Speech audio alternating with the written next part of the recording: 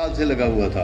बड़ी पीड़ा हुई कि एक मैंने 18 साल से कच्ची नौकरी पे ठेकेदार को 10 दे रहा है, कोई 15,000 रुपये दे रहा है। आज की इस भौतिकता के ज़माने में बड़ा मुश्किल है परिवार पालना, तो सरकार हमारे नायब सैनी सैनी ने उनके लिए बड़ा तोहफा दिया है। जैसे यानी ये अतिथि अध्यापक हैं, उनको यानी सर्विस पक्की करी 58 साल तक। उसी तर्ज पे उनका भी जो 1,20,000 कर्मचारी थे, ये जो 5 साल जिन्होंने अपना कार्यकाल पूरा कर लिया था, वो उनको यानी आगे भी उनकी हर साल 2 बार तनख्वाह बढ़ती रहेगी, तो उनका शोषण बिल्कुल ख़त्म हो जाएगा। तो अन्य यानी उसके बारे में आयुष्मान कार्ड के बारे में बताया। और सबसे बड़ी आजकल ना मेडिकल सुविधा हर एक नागरिक को चाहिए। बीमारियां काफ़ी पेस्टिसाइड के कारण बीमारियां काफ़ी हैं, तो हमारी सरकार ने सबसे पहले जब 2014 में आई तो एक संकल्प किया कि हर ज़िले में मेडिकल कॉलेज बनेगा। तो काफ़ी यानी आज 17 मेडिकल कॉलेज काम कर रहे हैं। उससे पहले 2014 में 4-5 मेडिकल कॉलेज थे, आज 17 मेडिकल कॉलेज काम कर रहे हैं। और अपने फतेहाबाद जिले का मेडिकल कॉलेज आप ननेड़ी के पास। तो मैं फिर अपील करूँगा कि 5 तारीख को एक वोट कमल के निशान पर जाएंगे। जय श्री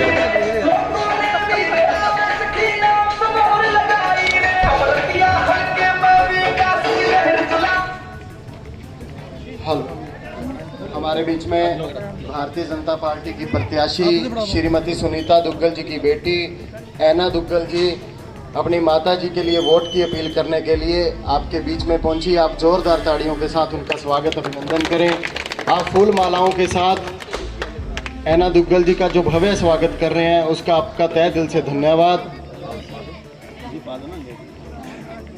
अब मैं हमारे बहुत ही वरिष्ठ नेता और ज़िला के पूर्व में महामंत्री विनोद जग्गा जी से कहूँगा कि वो आए, सभी वार्ड वासियों से बहन जी के लिए वोट की अपील करें।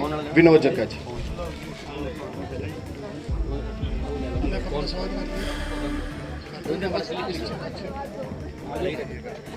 भारत माता की, भारत माता की। बीजेपी जिंदाबाद, बीजेपी जिंदाबाद। हमारे बीच में हमारी बेटी ऐना दुग्गल जी अपनी माताजी के लिए वोटों की अपील करने के लिए हमारे बीच में पहुंची हैं। जोरदार स्वागत तालियां बजा करके एक बार करेंगे सभी सब। टिब्बा कॉलोनी में हमारे सभी यहाँ पहुंचे बुजुर्गों, नौजवान साथियों, बहनों, माताओं, बहनों, जैसा कि 5 तारीख को चुनाव का बिगुल बज चुका है और 5 तारीख को सुबह कमल के नाते हम सब इकट्ठे होकर के अपनी एकता का परिचय दें, ताकि इन पार्टियों को पता चले कि कैसे लोगों को गालियां।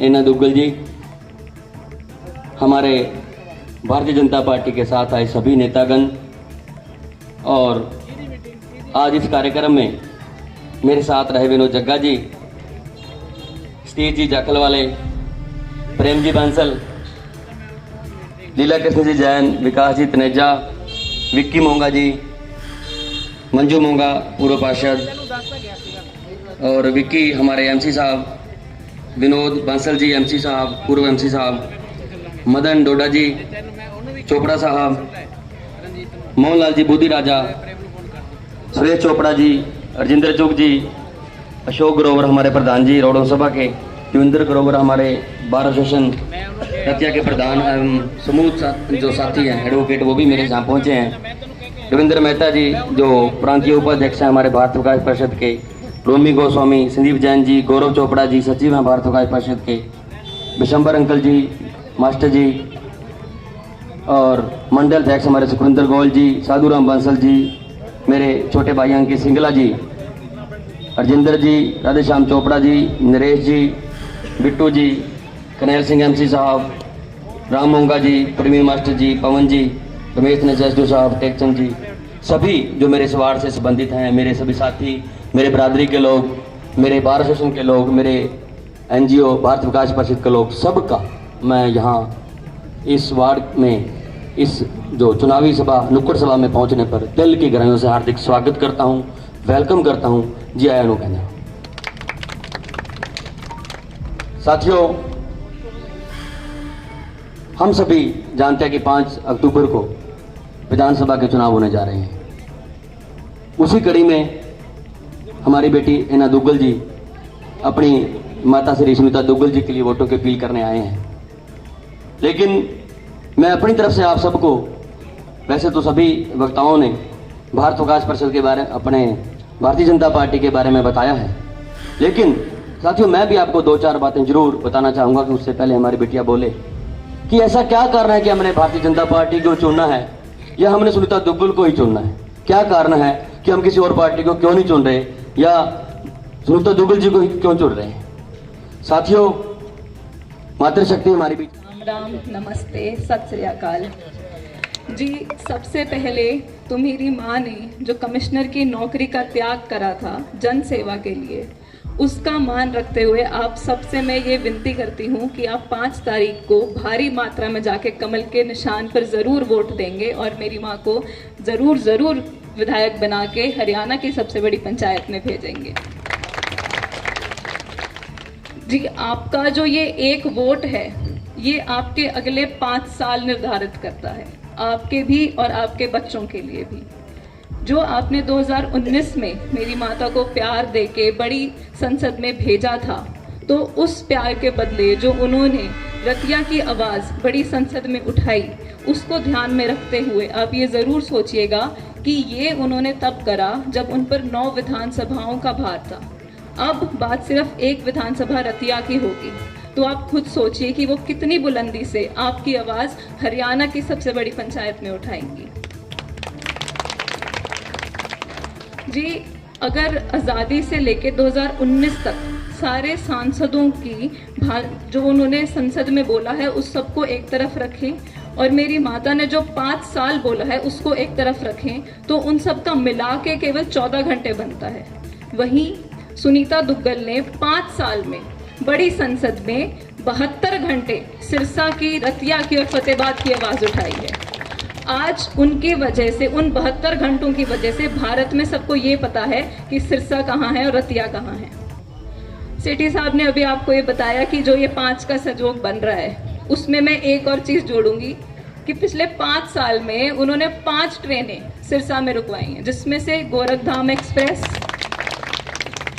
कोटा तक डायरेक्ट ट्रेन और खाटू श्याम तक डायरेक्ट ट्रेन भी है। वो 5 को थोड़ा एक आगे बढ़ाते हुए 6 पुल का भी काम हुआ है, जिसमें से हासपुर पुल भी था, जिसमें सबने कह दिया था कि यहाँ पुल नहीं बन सकता। उसका कारण ये था कि कोई भी पुल 50 मीटर की अगर दूरी पर हो तो वो अप्रूव नहीं होता है। वहाँ पे पहले भी एक पुल था, तो हासपुर चौक जहाँ पे बार बार हादसे होते रहते थे, वहाँ सबने कह दिया था कि पुल नहीं बन सकता। मुझे पर्सनली पता है, जैसे सेठी साहब के पर्सनल एक्सपीरियंस है, मेरे भी पर्सनल एक्सपीरियंस है, तो मुझे ये पर्सनली पता है कि उन्होंने वो फाइल जाके गडकरी जी के आगे रखी और उन्होंने बोला आप जानो, आपका काम जाने, यहाँ पुल बनना चाहिए। और आज हासपुर पुल बन चुका है। अब वही बात है कि अगर काम गिनवाने लगे तो पूरी रात निकल जाएगी।